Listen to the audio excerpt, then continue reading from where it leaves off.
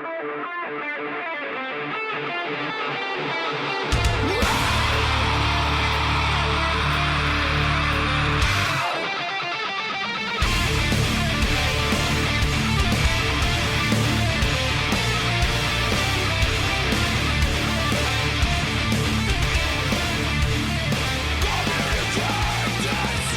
we go. Today is April 17th, 2018, and this is episode 216 of the Defensive Security Podcast. My name is Jerry Bell, and joining me tonight, as always, is Mr. Andrew Callett. Good evening, Mr. Bell. How are you tonight, good sir? I'm doing very well. How are you? I'm good. The absurd pollen count of Atlanta is doing its best to kill me, but so far, I'm alive. Yeah, we've had so much rain, so much back and forth cold weather that the yellow snow I don't think has fully had a chance to take effect yet. I don't know. We've had some pollen counts of like up near 4,500 a few days. And by the way, very high is like 150. It's pretty crazy. So for those who don't know, Atlanta has this crazy thing in the spring of just incredible pollen amounts. So it actually will land on things like yellow powder, sticky powder all over everything in the spring. And it's so thick that you'll have to clean your windshield, your car windows off. Yeah, it's crazy. Anyway, so it drives my allergies a little crazy. So I apologize if I sneeze or cough on the show today. Indeed. So just a reminder that the thoughts and opinions we express on the show are ours and do not represent those of our employer. And I think starting on the next episode, we'll probably start the countdown till GDPR Doomsday. Are we going to have like specific bumper music for all GDPR related things? I think so. We're going to. I've got to come up with something. I don't know what it will be yet, but we're going to have to do something. And by the way, I would recommend buying bonds. European bonds probably are. Well, I don't know if they would be a good buy now or not. But anyway, I anticipate that the European Union will come into a good windfall of money coming up based on the scrambling I'm seeing in the industry right now. So there's probably like a currency trade you could make on that gamble. Yes, that's right. GDPR futures. Boy, that's crazy. Anyhow, so this is our 2018 Verizon data breach investigation report spectacular. Woo! Right? Well, I don't know if it's going to be spectacular or not, but the rest of that's absolutely accurate. Correct. Yeah. Correct. Wherein we just basically go through the report for you, so you don't have to read it. Yes, and talk about this is like kind of like waiting for the movie version. Yeah, exactly. You don't have to read the book. You can just wait for the podcast. But I will tell you, you should read it. Yeah, it's good stuff. It always is good stuff. I think it's well differentiated from almost any other industry report in the kind of the breadth of the number of incidents they consider and then also the way they parse it up or parse it out and present the information. So it's really good stuff. I think it's very useful for IT practitioners to understand the evolving attack techniques. I think it's good for security and IT management to understand kind of the big picture, and it helps. I think from the perspective of PowerPoint slides and whatnot, there's a lot of PowerPoint worthy stuff that tends to be packed into these reports. So, and I would say there's a companion report that isn't out yet that's really awesome as well, which is the Verizon Data Breach Digest. The most recent one is 2017. And there are case studies that follow representative breaches. Yes. That is incredibly insightful. So I would recommend that you watch for that, read for that, go read the 2017 version of that, and watch for the 2018 version that'll come out at some point. I'm not sure exactly when. Yeah, I think the last one came out in December. So it could be a while. Mm-hmm. Anyhow, so kind of getting into the report, and I'll put a link to the report in case you're not able to find it in our show notes. So in this particular report, they have considered 53,000 incidents and 2,216 confirmed data breaches. And so that I think this largely started off a long time ago, primarily mining data out of Verizon, as I understand it at least, mining data out of Verizon's own incident response practice.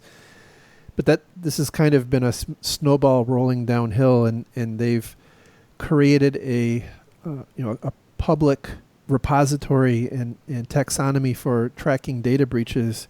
And so they have partners from all over the world, lots of government certs and other incident response companies that submit data into this report. So there's lots of good representation.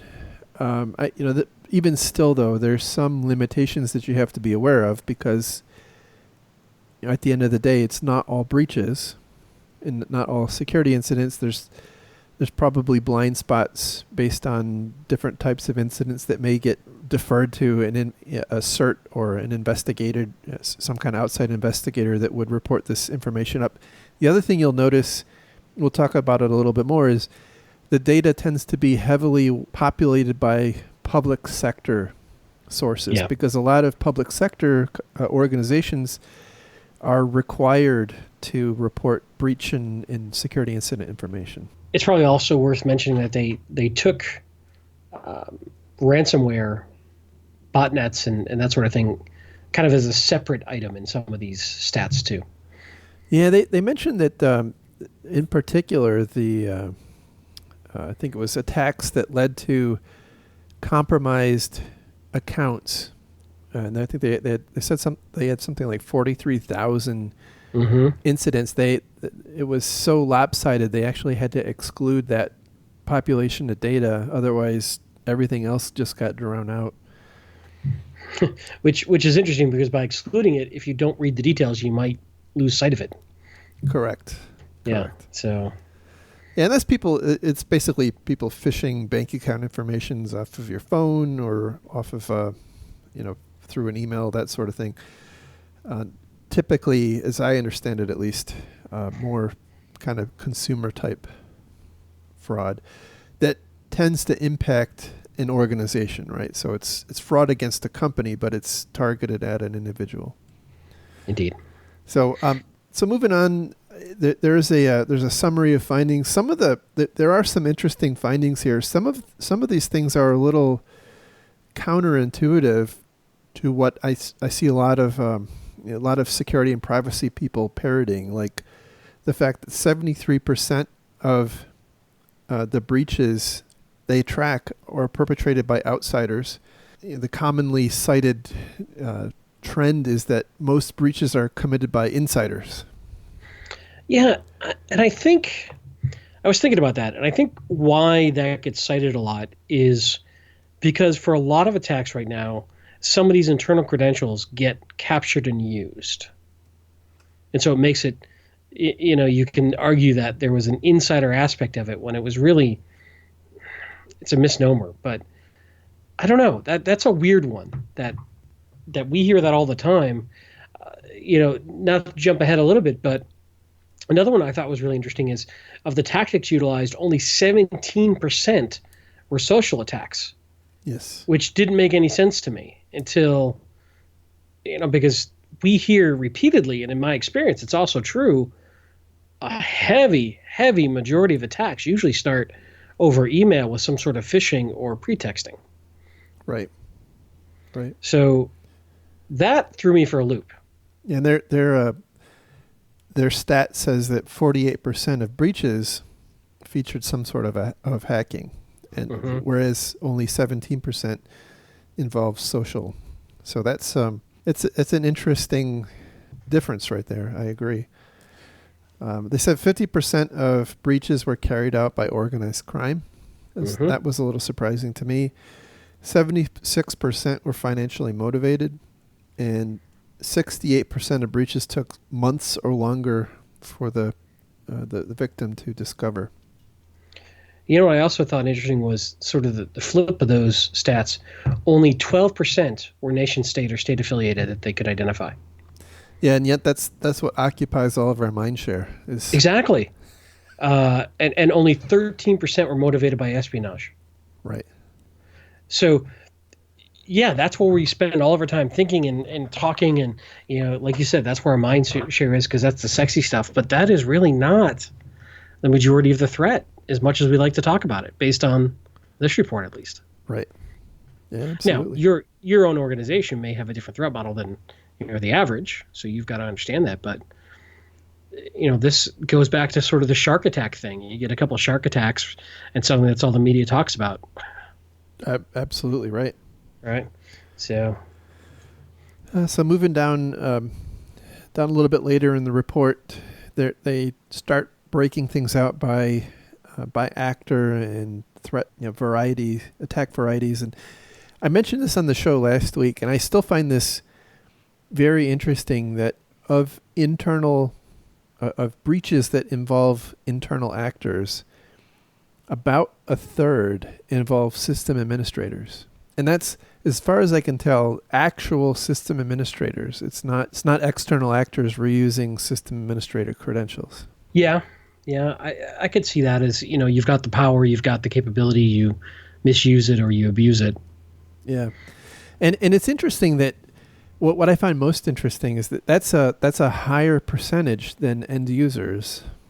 And we often think of the end user as the main the main problem, Right. and not the system administrator. And by the way, as if you kind of normalize it by population in the average company, I would imagine this is a very disjointed problem. I mean, system administrators in a company typically are very small percentage of the overall population. So they're outsized risk. I think they're outsized risk, and I don't think as an industry we really recognize that. No, I would agree. The other thing I thought was interesting was looking at the trends from 2010 to 2017. They have some peaks and valleys, but in general, they're fairly, flat. If you look at internal versus external, financial versus espionage, motivations, they drift a bit, but in general, they're not changing that dramatically. I don't see much trends there. No, they don't really swap. So external has been the top threat actor the entire time. Internal has been kind of middle of the road, and everything else is down at noise at the bottom, which again is counterintuitive, right? I mean, it is. And partner, which we talk about all the time after Target and a few others, is a few percentage points, right? Which is interesting. I guess what fundamentally I'm saying is that this is the sort of report that makes you wonder: are you thinking about the wrong threat areas? Yeah. Are you missing the forest for the trees? Well, and I think news is news for a reason, right? And so I do wonder if you were to, and I don't know the answer to this, and there's probably data to figure this out, but if you were to try to normalize it by impact, by some objective measure of breach severity. I mean, I don't know exactly how we would measure that, right? But how would that look? Is the average partner breach worse than the average internal breach derived from internal, that sort of thing? Right. Yeah. What's the impact? If a system goes rogue, that could have a much, much deeper impact than a average user going rogue. Yeah, exactly right. Exactly right. And it seems like a lot of the when we have talked in the past about system administrators who have been in the news, perpetrating breaches, it tends to be a relatively minor. I mean, I'm just kind of thinking back over the course of the years of running the podcast, and there's been quite a few instances, and lots of system administrators have ended up in jail, but there aren't a lot of, I can't point to a whole lot of like major newsworthy ones, but I can point to a whole lot of major newsworthy partner type breaches. Home Depot, OPM, Target, and so on. But, again, that's availability bias type stuff, right? So yeah. And But what's interesting is our executives respond to that stuff. it is, but I don't think we're all necessarily lined up to have a Equifax size breach. Right. Like that's not necessarily the thing that we have to worry about. So yeah, so moving on down. I thought it was interesting that and quoting from the report, when breaches are successful, the time to compromise continues to be very short, which makes sense, right? You're executing some attack. Usually it's very automated, very scripted, very quick, unless it's an initial foothold and then you're pivoting.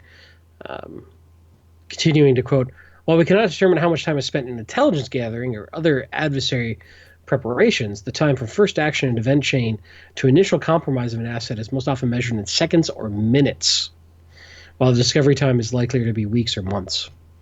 And that's held pretty steady. That's been a consistent thing throughout the years, that the breach time versus discovery time is certainly outsized, and in terms of discovery time. And it seems like if you don't catch it initially, there's a long tail before you eventually catch it. Yeah, it's usually from some external notification or issue, depending on what it is. Right. So in their area of social discussing the social attacks, Mm-hmm. they had a couple comments in here that I thought were pretty interesting, and so they partnered with I think a phishing test type company that runs campaigns, and so they were gathering data on the likelihood of employees clicking on phishing, and they had a couple of interesting things. Yeah, a couple of interesting observations. Yep. So they, just quoting here, they said the test results came back, and the diagnosis was that the time until the first click in most phishing campaigns is 16 minutes. So from the time that the campaign starts, so the time the first person clicks is about 16 minutes. The first report from a savvy user normally comes in at around 28 minutes. So not until 12 minutes after the first person clicks, right? So if you think about that in the bigger context, if you're relying on people reporting the phish in order to be able to implement some kind of prophylactic measure, this is kind of pointing out that that's probably not the best plan. And so 28 minutes until the first savvy user reports it, and half of the reports are done within 33 minutes. So, their point is you may not catch the first click, but you'll be able to limit, hopefully, the number of future clickers. And, I think that's, to me, that points out one of the fundamental challenges we have with the reporting, the phishing reporting scheme of defense, because people are quite obviously clicking on things before they get reported. But even so, I wonder what is the likelihood that the average company can take significant prevention measures in the 12 minutes on average from the time the first person clicks, so like right. That's not a lot of time. Which goes back to something we've talked about a lot of how do you wrap more technical controls around that to, help your awareness campaigns? Because they had some interesting stats in here too on this. Going back slightly in the report, phishing and pretexting represent 98% of social incidents and 93% of breaches. That's huge. And email continues to be the most common vector, 96%. So I don't feel like we as an industry are spending enough time on securing email. It's such a huge avenue of attack right now. Yeah. And I don't know. There's a lot of, vendors pay lip service to it. It's a tough thing to solve. There are some decent vendors out there, but man, we are just getting our butts handed to us over email. Malware has found less than 10% of incidents that featured pretexting, in contrast to phishing incidents where malware were present over 2/3 of the time. So pretexting is something like, hey, I'm the CEO, transfer money to this person. Or, I'm in HR, send me your W-2s. Right. The two stories that were most prevalent in pretexting attacks were those targeting employees who either worked in finance or human resources. So I'm thinking, should we be doing something different for those departments? Should we be adding more controls, more monitoring, more training, more attack simulations for those highly targeted folks in finance and HR? Why do we treat all employees the same when it comes to user awareness training and phishing awareness training? There's clearly trends in who's more likely to be targeted. And they point out that in particular, HR and finance type people tend to be very specifically targeted with relatively pointed attack types. And with HR, it's phishing for W-2 information, and with finance and accounting type people, it's looking for the kind of the classic business email compromise. Transfer. I'm the CEO. I'm trying to buy a company in China. Transfer me some money. So I think you're right. We would do well to try to tailor the message based on the threat model of the particular organization, because HR is going to have a different, you're probably not going to have to worry about training HR to not transfer money for the CEO, and you're not going to have to train accounting. Well, maybe you do on W-2s. But it goes back to know what you're defending and building process and technology and controls around minimizing the chance that you're going to inadvertently disclose it. Yes. Right. Yep. Some other interesting stats here too that I saw. Unlike pretexting, which is financially motivated over 95% of the time, motives for phishing are split between financial, 59%, and espionage, 41%. Phishing is often used as a lead action of an attack, followed by malware installation and other actions that ultimately lead to exfiltration of data. Further, 70% of breaches associated with a nation state involve phishing. So once again, we're getting our butts handed to us with phishing. Yeah. And some click rates I also thought interesting. 78% of people don't click a single fish all year, at least according to this phishing simulation company. Unfortunately, on average, 4% of people in any given phishing campaign will click it. 4% seems low to me. I've seen it much higher than that, but that's a pretty good average. The more phishing emails someone has clicked, the more likely they are to click in the future. Yeah, so there's something to be said about someone who can be a chronic clicker, as it were, which makes sense. You've got a variability and susceptibility to these sorts of things in human nature. Yeah, and they in their things to consider, which are recommendations, they mentioned that you may want to consider giving a different type of device to your chronic clickers, like a sandboxed OS or a right. Chrome, a Chromebook or something like that.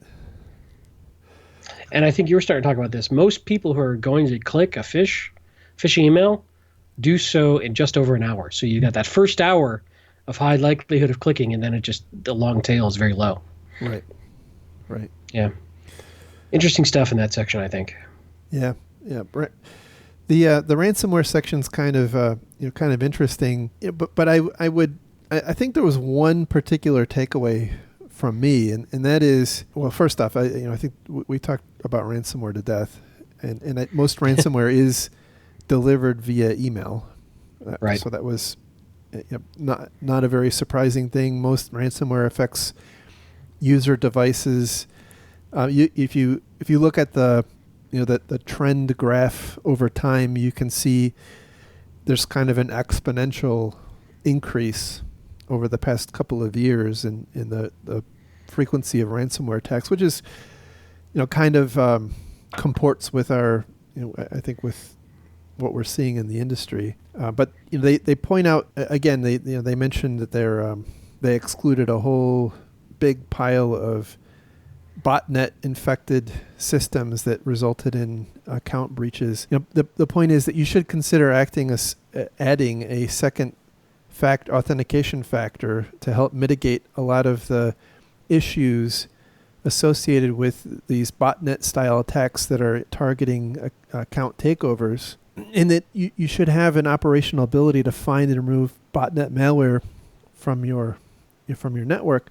And that got me to thinking, one of the key metrics that we should probably be thinking about as I was reading this is the amount of time it takes for us to detect and then remediate botnet infected systems. And of course, that Sure. presumes that we have an ability to detect the botnets or botnet infected PCs. But so the point is that what they're trying to highlight here is speed is of the essence. In your ability to detect and then address quickly is really important, because again, a lot of these attacks have this as the entry point, and then they kind of fan out from there. Yeah, the other thing that was interesting that I saw in here was, and you mentioned this, the malware vector starts 92% of the time in email, but the common malware type, over 50% was either JavaScript or Visual Basic Script. Yeah, I saw that, and that was that was pretty interesting to me, and I know there's a pretty common tactic that a lot of organizations use. What they do, at least with Windows PCs, is at an organizational level, they'll associate JavaScript and Visual Basic with Notepad, and so if somebody tries to launch one of those programs, it just opens up in Notepad, which yields countless calls to the help desk out of confusion. Yes. I want to see my cat picture. How do I run this? Oh, you got to open that in Notepad++. No. Yeah. No, sorry. No, that's that's good advice. Or just, if you can in your organization, just block that stuff entirely. It's tough, but if you can. Yeah. So backing up just a little bit, they pointed out a couple of really interesting metrics on malware. So I'll read here. We analyzed 444 million malware detections across approximately 130,000 organizations. So pretty good sample size. That's living the good life right there. But here's where it got really weird. The median organization received 22 or less pieces of malware per year. Yeah, that really surprised me and doesn't jive with any of my experiences. No, and so that tells me that there's a really the distribution is very weird in that case. And then so that was surprising to me. I don't know what to make about that. It just doesn't make any sense to me. I mean my home email account gets more than 22 pieces of malware a year. Yeah, but you're a big effing deal on the internet. Well, that's true. I have the cup. That's right. And then they point out that 37% of malware hashes appear only once and then are never seen again. And that points out, kind of really highlights the problem we have with malware. And it also explained my dating life. Oh, is that the problem? I don't. Anyway, we're gonna let that one go. Anyway, it kind of speaks to the futility of using traditional antivirus.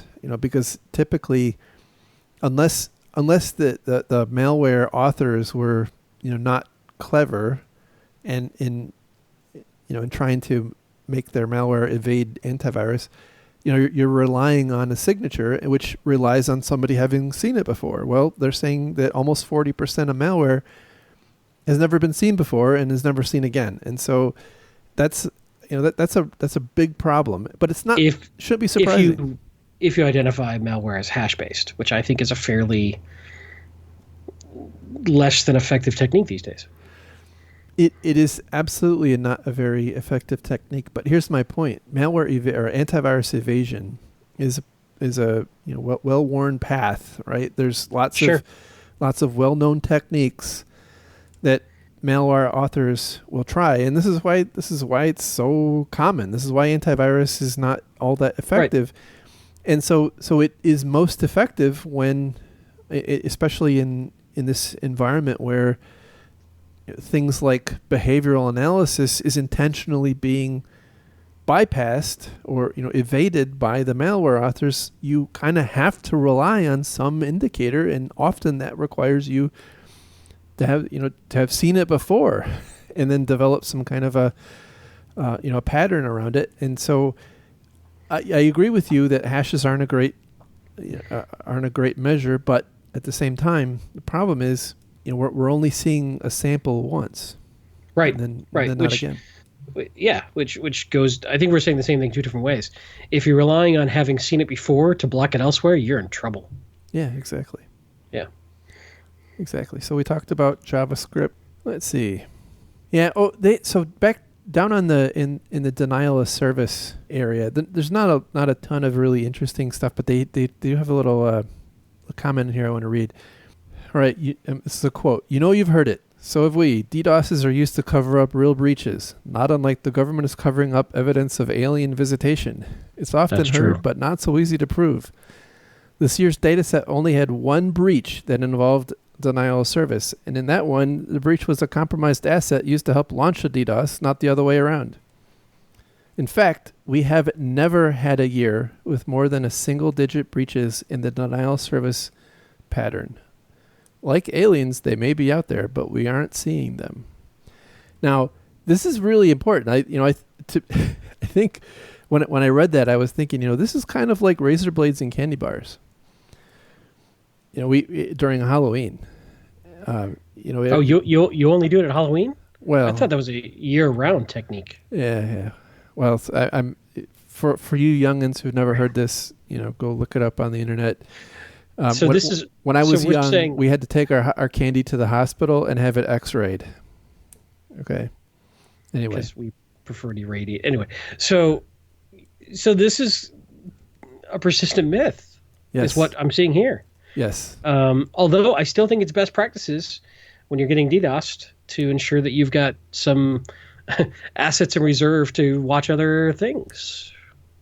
Correct. Correct. And also, cattle mutilations are up. Well, the other interesting things I took out of this was the average size of the DDoS is actually fallen slightly, and it's just under a gigabit per second. Yes. And the average length is not that long. If you can weather it for, a day or two, you're in good shape. They usually go away. Yeah, and their things to consider section, which again is their recommendations. They point out kind of the standard advice that you really need to prepare ahead of time. You need to understand how much non-availability you can withstand in your environment, and then you need to work with your ISP to procure some sort of protection ahead of time, because this is a miserable thing to try to mitigate when it's happening if you haven't already done that. And Akamai, by the way, will help you for a very handsome price. Right. As will other ISPs. Many will. But the point is, are you getting secret sponsorship from Akamai that I'm not aware of? Well, no, that's probably not what they wanted me to say, right? But for a reasonable price, they will help you. No, seriously, you will get taken for a ride if you wait till you're under attack. It gets very expensive. The other thing I thought interesting was that amplified DDoS is very quickly rising. So that's where you use some sort of small spoof packets and bounce off some service with a much larger reply packet to attack your target. So now that represents over 75% of attacks. Yeah. Which is something that other folks on the internet could go a long way to help clean up if they properly secure their environment so they can't be used in that way. But that's tilting at windmills. Well, we constantly see the protocols and services used for those reflective DDoS attacks changing over time, because it is like whack-a-mole. And so we have seen like we saw the Memcache attacks a while ago, and those were being used as reflective DDoS attacks, and we see these things come and go, but this has been going on for a long time. I mean, it's been using vanilla DNS queries, looking for certain domains that have really large responses, and using that, and DNSSEC and NTP, and so even when we remediate one, there's another one that seems like that's not far behind, but it is concerning that we're seeing this on the rise. I thought, to be honest, I thought this was a common problem all along. I didn't realize it was something that was on the rise. So that was kind of news to me. The other thing they mentioned in this recommendation, which I think is really valuable information to keep in mind, and that is that they preface it by saying avoid tunnel vision. And not only do you need to understand what a DDoS looks like, but you need to understand in the heat of the moment the ability to separate out something that is a DDoS attack from something that might be caused by some other kind of operational issue.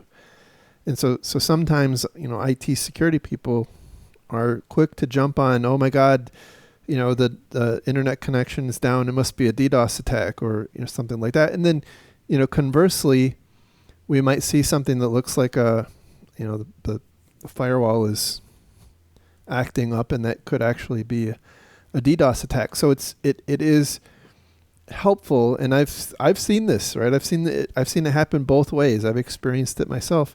It really is important to be able to quickly understand what you're seeing. Yeah, absolutely. I remember a story. I was working at a company, and we were doing some amount of managed services, and we were turning customers up and turning things on, and suddenly we were getting denial of service at the firewall, and the firewall was falling over, and it turned out you were just successful, right? The syslog stream coming from the customer was so chatty, it was overwhelming the firewall. Mind you, this was like in the late 90s, early 2000s, but everybody was thinking we were under attack, and they're like, no, we just didn't filter our syslog stream enough. Yeah, just popular. and the other interesting thing I think about in DDoS is figuring it out quickly. Like, are you instrumented your environment enough to identify where your flood's coming from? Yeah, and exactly. It's amazing how difficult that is, because it doesn't always happen from the outside. Something as simple as just plotting the network activity on all your firewall ports can be incredibly useful for saying, oh, well, that flood's not coming from the outside. It's coming from this weird DMZ. It's coming from inside the house. The DDoS is coming from inside the house. Have you checked the packets? Again, old folks will get that joke. Yes. When is Matlock on again? It's about a half hour. I think I'm going to miss the early bird special. So yeah, that was some of the takeaways I got from the DDoS section, and I completely agree. If you're not set up for DDoS ahead of time with your ISPs engaged, you're in for a world of hurt. Yeah, you're pretty much going to be waiting it out unless your ISP has a way to help you out in the interim. But that is kind of whack-a-mole on their side, right? They're trying to put in line basically, usually just ACLs as they try to identify bad traffic from good traffic, and it's painful. It is very painful. It is. All right, moving on. So this is down in their incident classification patterns. So there were just a couple of interesting call-outs that I thought here. In their miscellaneous errors category, they point out that over half of the breaches that are attributable to this miscellaneous category were misdelivery. Basically sending an email to the wrong person. And I've seen this before. Yeah. I mean, it's a big problem, and I know it's a big problem. Especially with like autofill email addresses. Not that I've ever had that happen to me personally. No, never. How'd that recall functionality work out for you? I've not that that's ever happened to me. I'm just saying. For the record, don't do a recall, because then it makes us really curious about what you tried to recall. That's right. And we're gonna go scour it for the details. That's right. It's like That's the Streisand effect. That's right. They down in the web application attack section, they point out that use of stolen credentials is the top variety of hacking above SQL injection, which I thought was So interesting. here's where I start to go a little sideways on this report. Use of stolen credentials, I often think of as almost like a social attack. Yeah. If It's a if good it point. started, It's a good point. and this is where you can kind of get tripped up on the taxonomy, and everybody's got to come up with, what they believe to be accurate. But if somebody fell for a phishing attack and gave up their stolen credentials, and then somebody logs in with those stolen credentials, did they really hack me, or did they phish me? Good point. I don't know. That's just my random. This is not the hill I'm going to die on, but it's my random 2 cents on that. Yeah, I wonder how much of this is that versus like credential reuse. So credentials found in dumps that stolen from other sites, that sort of thing. Yeah, which gets me on another soapbox about everybody going, we shouldn't make people change their passwords. Well, this is why we make people change their passwords or use two-factor or something. Yeah. What we're doing isn't working. So they do talk about mobile. They have a section on mobile. It's I would summarize it by saying, yep, someday it's probably going to be a risk, but not really yet. They did point out that, and I'll just quote, as mobile devices often provide privileged access to enterprise environments and hold two-factor authentication credentials, these classes of malware and device-based attacks can result in more damage than adware or click fraud. So basically saying, mobile devices are susceptible to lots of different types of attacks, but our increased reliance on them for multi-factor authentication, particularly for for administrative style accounts, it may end up leading to tiers in the future, and we ought to be thinking about that. So, that's that. I think that's more of a forward-looking thing. So down in the next section is industry verticals, and we're not going to make you suffer through reading this. I think we did this last year, and Andy and I both agreed that we wouldn't do that to you again. So yeah. I think we saw a suicide spike after that show, and I still have nightmares. Yeah. But there was one thing that I found interesting. They give a grid basically, by incidents and breach counts across a bunch of different industry verticals, and what I mentioned at the beginning of this discussion was, public sector stuff is orders of magnitude larger in terms of the number of incidents than any other industry. They have 22,000 incidents. The next largest is unknown, which is 1,000, and after that it gets down into like the low hundreds. But what's really, really interesting to me is that when you compare the number of incidents to the number of breaches, so there are 22,000 large incidents with large public sector entities, but only 111 breaches, which is really interesting when you compare that against other. Because typically the oft said thing is that government tends to not be very good at security and whatnot. But I'm this is an interesting thing, right? So looking at healthcare, just as for comparison, large healthcare breaches or large healthcare incidents, 165, large healthcare breaches, 99, right? So over half of the incidents resulted in a breach, whereas a fraction of a percent of public sector incidents resulted in a breach. So I thought that was really very interesting. It is. I would just echo what we said at the beginning of the show, which is that there could be some sample bias here. There could be some, Yep. There could also be an interesting thing of concentration of risk when you start talking about public sector. Yeah, that's true. Yeah. That's true.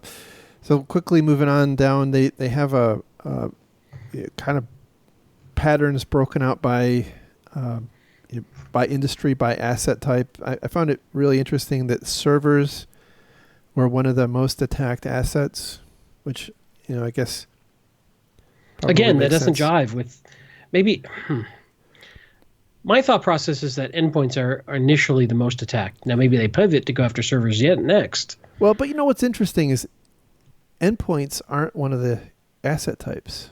Now, I don't know if that's because they don't rise, if there isn't enough of them to make it. And I think, by the way, that I think the reason is that the ultimate goal of the attack was the server, not the workstation. And then from an action perspective, hacking was, as we talked about at the beginning, is the most prevalent across the board. And then, let's see, any Yeah, I think the rest gets into all the specifics of the various industries. Correct. Which is very much worth reviewing if for your own vertical, but it gets really bogged down to share it generally. Yeah, so there was one chart on page 56, and the title of this one is How Attackers Pivoted Between Techniques to Violate Different Security Properties. And it's an interesting looking chart. It basically maps out the different hops attackers take, either internal, external, or partner, the different hops they take through through the various different categories. So it's a really interesting view of the kind of the chain of events that attackers are using. And then, they go through it towards the end of the report. They give you some description of the methodology they use to create the report. They actually have an entire page dedicated to discussions about sample bias and their statistical analysis and things like that. So it is important, I think, to read those things and understand the limitations here. But in general, one of the things they point out at the beginning of the report is that the aggregate numbers, while interesting, are probably not the thing you should be focusing on. You should probably be looking down in your industry vertical and focusing on the different types of attacks that are hitting companies in your particular industry. And then of course, you're using that in your PowerPoints. Keep in mind, these are averages and trends. You could be an outlier. Yeah, that's right. That's right. Somebody wins the lotto, right? But probably not you. Anyway, it's a good report. It's well reading. When the Data Breach Digest comes out, we'll cover that too, I'm sure. Because that I think is really insightful and a really good match for our show, because it talks through different breaches and what happened, and we can really dig into how we can defend against them and pontificate prolifically. Absolutely. So anyway, that is this year's Verizon Data Breach Investigation Report Spectacular. And was it spectacular for you? I do want to say, and maybe it's just that we've been doing this too long, but this report didn't feel as insightful as previous reports. And maybe that's just because it's like a lot of more of the same. Yeah, I could see that. I mean, yeah, we have been doing this since the dawn of time. But yeah, there weren't any big changes from last year in sort of trends or, Right. There weren't a lot of shocking things, right? You just want the new shiny things. I do. You're like a puppy who doesn't like the toy we just bought her. I want the box, yes.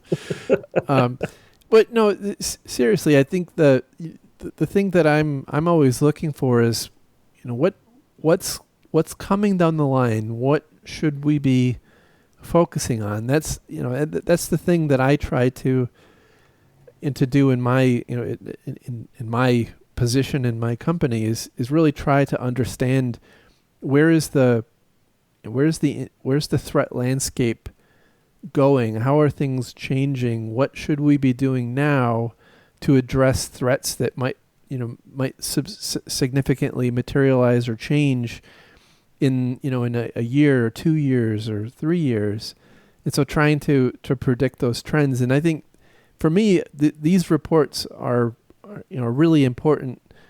But again, I just didn't see anything that was really shocking.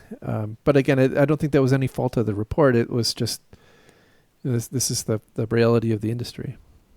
Yeah.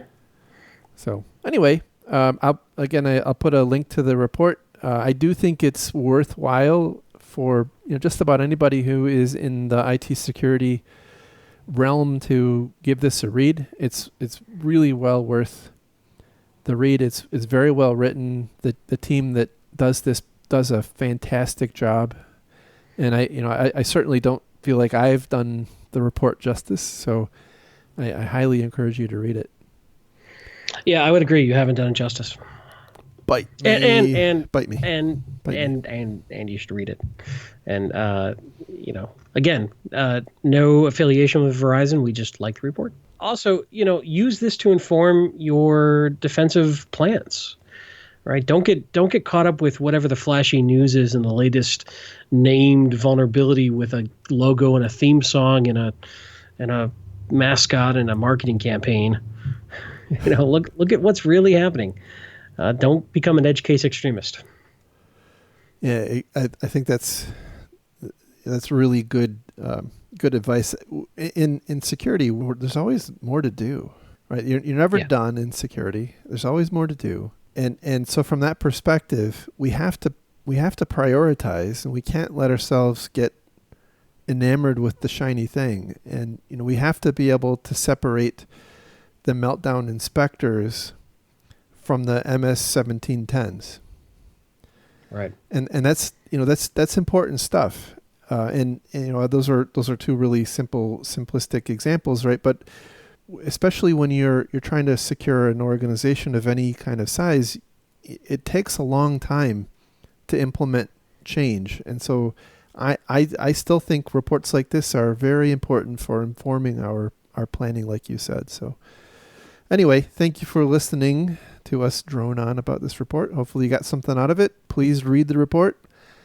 And with that, we will talk again real soon. By the way, Patreon donors, you're awesome. Thank you. Yeah, thank you very much. And again, follow the show on Twitter at DefensiveSec.